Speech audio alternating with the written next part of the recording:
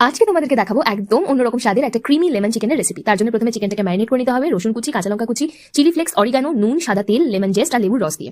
তারপর রসুন আর পেঁয়াজটাকে এভাবে কুচি করে রেখে দিতে হবে। এবার বানিয়ে নিতে হবে চিকেন স্টকটা। চিকেন স্টকের মধ্যে অবশ্যই লেবু পাতা দিতে হবে। এবার ম্যারিনেট করা চিকেনগুলোকে ভেজে নেবো। তারপর বানাতে চলে যাবো হোয়াইট সস। হোয়াইট সস বানানোর জন্য একটা প্যান গরম করে তার মধ্যে 1 চামচ সাদা তেল আর বাটারটা দিয়ে দেবো, যাতে বাটারটা জ্বলে না যায়। তারপর দেবো ময়দা 1 চামচ। ময়দা দেওয়ার পর ভালো করে নেড়ে চেড়ে দিয়ে দেবো এবার দুধটা দিয়ে ভালো করে নাড়তে হবে যাতে তলায় লেগে না যায়। কিছুক্ষণ নাড়ার পর দেখবে আস্তে আস্তে এটা ঘন হয়ে আসছে। তারপরে কিন্তু ফ্লেমটা বন্ধ করে দিতে হবে। দেখেছো কেমন ফুটে যাচ্ছে। তারপর দিয়ে দেবো আমি চিকেন স্টক যেটা বানিয়েছিলাম সেটা।